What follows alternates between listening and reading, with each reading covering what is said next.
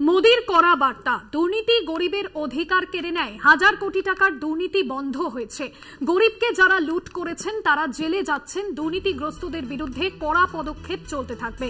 ইস্তেহার প্রকাশ অনুষ্ঠান থেকে হুঙ্কার দিলেন প্রধানমন্ত্রী নরেন্দ্র মোদী। কি বলেছেন তিনি, শোনাব।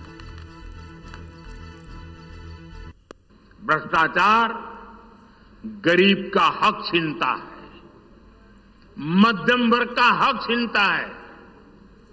राष्ट्रीय स्तर पर होने वाले हजारों करोड़ के घोटाले अब बंद हुए हैं। अब गरीब को उसका हक मिल रहा है और गरीब को लूटने वाले जेल जा रहे हैं। भ्रष्टाचारियों पर ऐसे ही निरंतर सख्त कार्रवाई होती रहेगी, ये मोदी की गारंटी है। প্রধানমন্ত্রী নরেন্দ্র মোদীর এই দুর্নীতি প্রসঙ্গে যে কড়া বার্তা দিয়েছেন তিনি, এ বিষয়ে আমরা কথা বলেছিলাম তৃণমূল মুখপাত্র অরূপ চক্রবর্তীর সঙ্গে। কি প্রতিক্রিয়া তার, শোনাবো। এ রাজ্যে শুভেন্দুকে চোর বলেছে, ওকে লিডার অফ অপোজিশনের চেয়ারে ঢুকিয়ে দিচ্ছে। যাকে যাকে বিজেপি চোর বলেছে, কাউকে বিজেপি ছাড়েনি। বিজেপি একমাত্র পার্টি যারা কথা রেখেছে।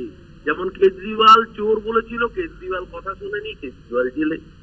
মনীষ সিসোদিয়া কথা শুনেনি, মনীষ সিসোদিয়া জেলে। হয় আপনি জেলে থাকবেন বিজেপির বিরোধিতা করে, আর নইলে আপনি বিজেপিতে থাকবেন।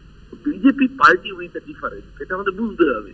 এই যে দুর্নীতির বিরুদ্ধে মোদীজির লড়াই, এই লড়াইয়ের সামনে দাঁড়িয়ে নেতৃত্ব দেবে শুভেন্দু অধিকারী, এই লড়াইয়ে নেতৃত্ব দেবে হেমন্ত বিশ্ব শর্মা, নারায়ণ রানে, অশোক কুমার, প্রেমা কান্ডু, রেড্ডি ব্রাদার, সবাই মিলে একসাথে নেতৃত্ব দিয়ে বলবে আমরা চোর নই, আমরা বিজেপি। আসলে বিজেপি আর চোর দুটো সমার্থক হয়ে গেছে। আমরা বিজেপি একটা দল যেটা টপ টু বটম সবাই প্রায়